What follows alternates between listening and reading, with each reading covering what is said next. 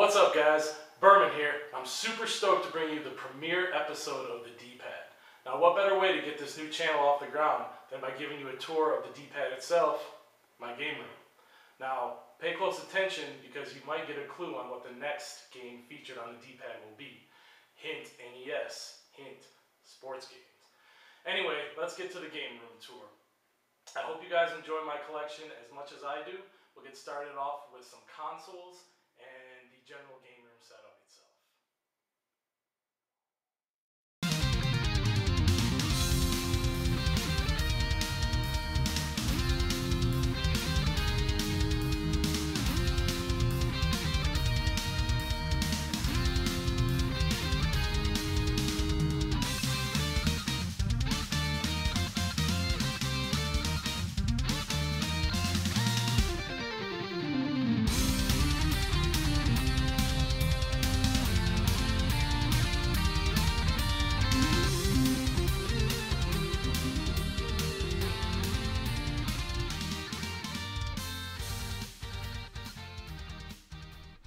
Ah yes, my Atari 7800.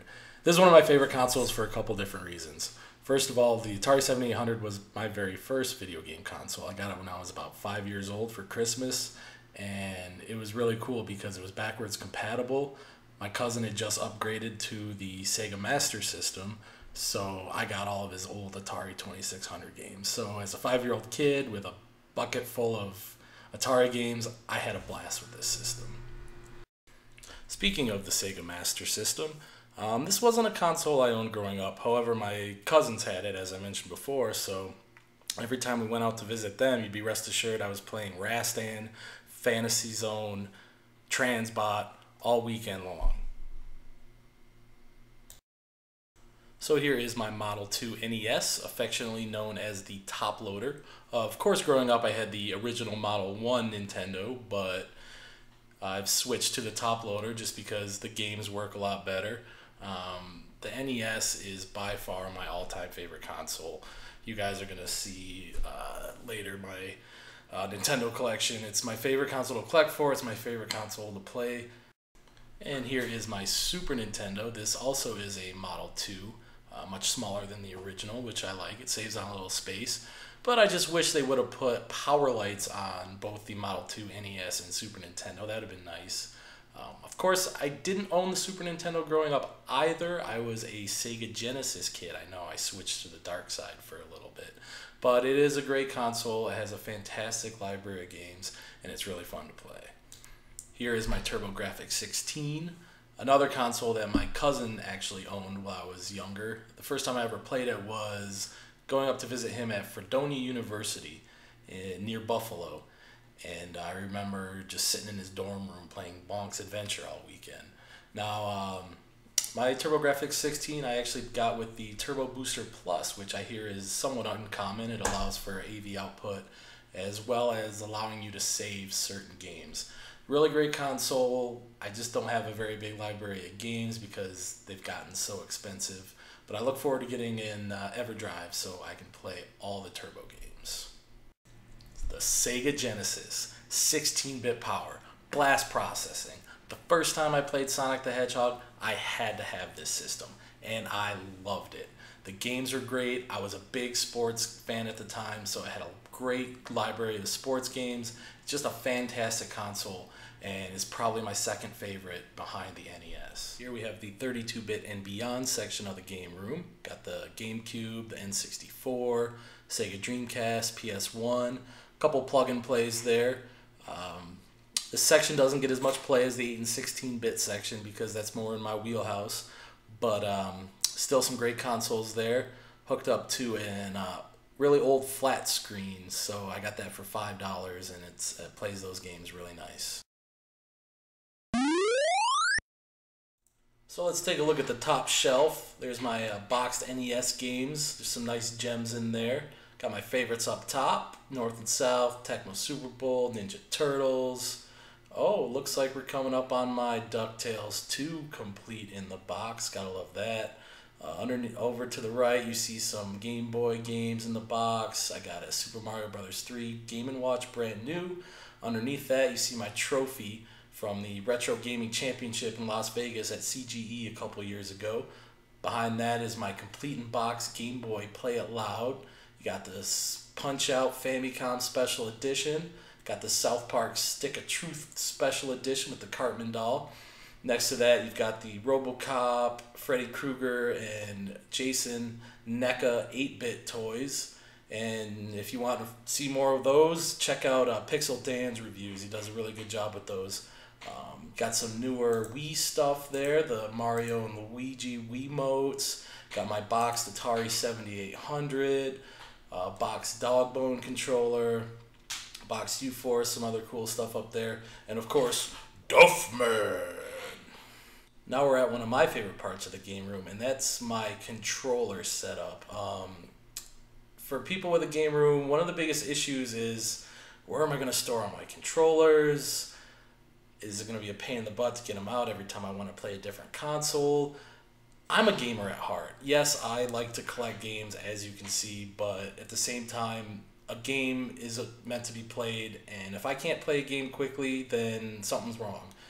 So, as you can see, my setup is back in a closet, and my friend noticed that the hooks would make a great little holder for the controllers. So I used the hooks that were already in the closet, and then I went to the dollar store and got those little screw-in hooks to loop the cords over. So it makes it really easy to play. They don't get tangled. I don't have to go to a drawer every time I want to play a different console. If I want to play a game, within 15 seconds, it's ready to go. And I recommend, if you guys have the ability to set your controllers up like this, do it. It's going to make life a lot more fun. All right, 4 plus 1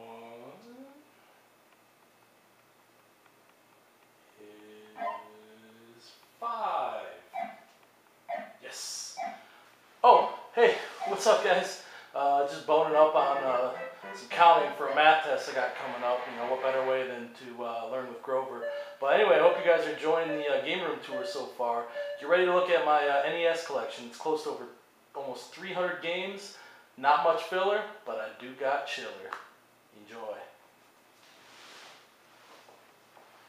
So let's take a look at some games. Here you see an old Punch-Out toy next to a Nintendo controller mint box, and then I have my DS and 3DS games. And then we get to the main event, my NES collection. I'm at about 300 or so games, about 280 licensed ones. So as you're scrolling through, I'm just going to talk about some of my favorite games.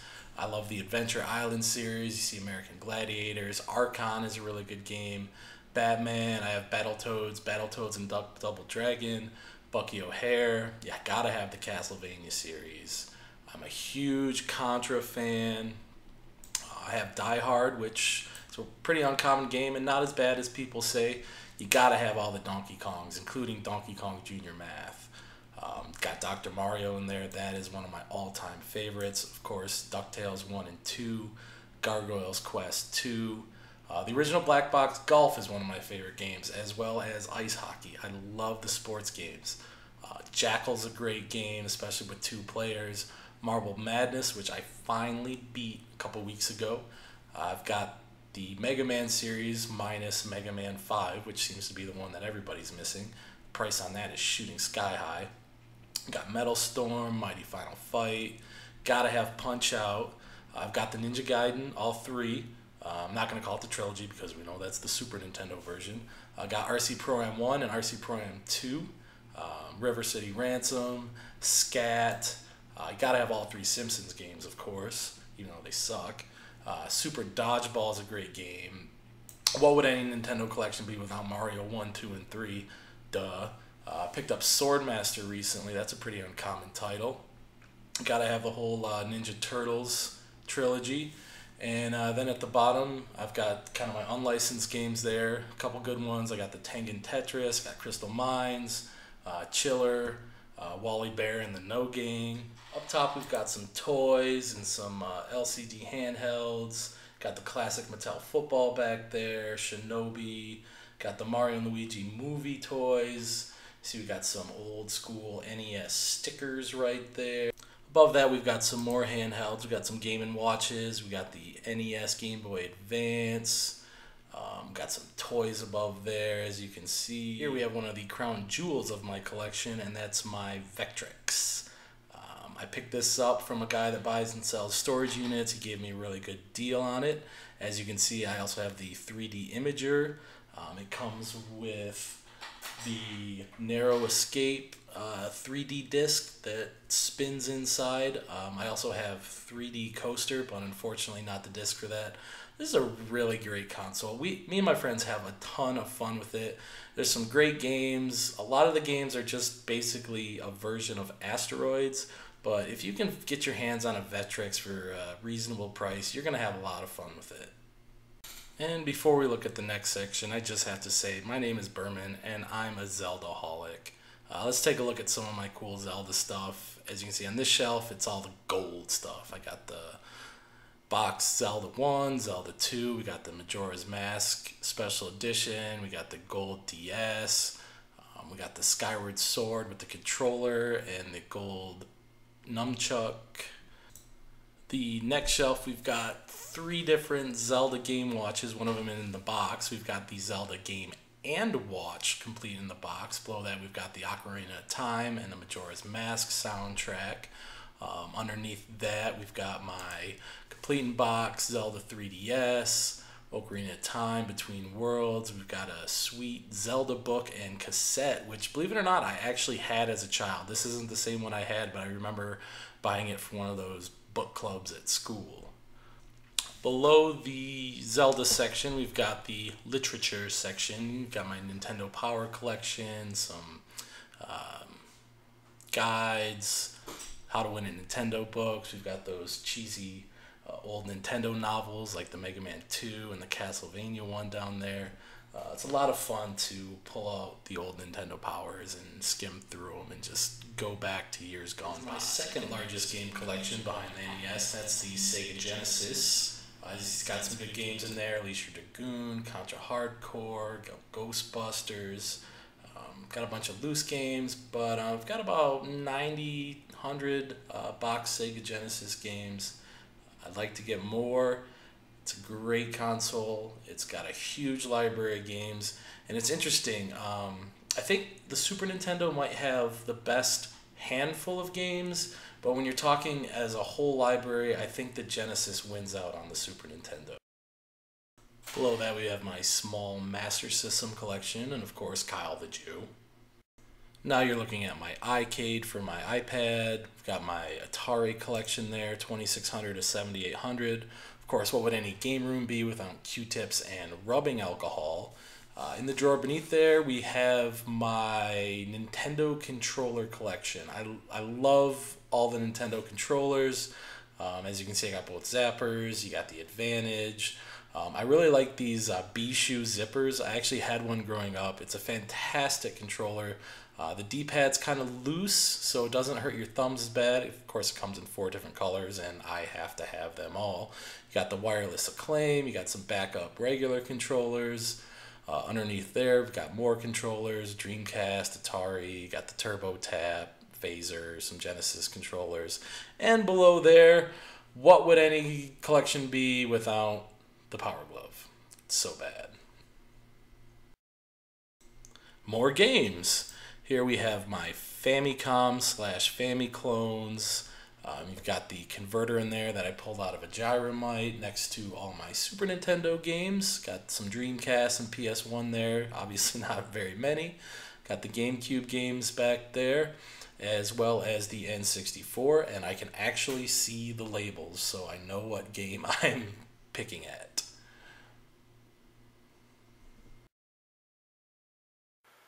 Well, there you have it. There's my game room tour. Hopefully you enjoyed. Maybe you got a few ideas that can help in your own game room. But until next time, I'm Berman. This is the D-Pad. Keep gaming.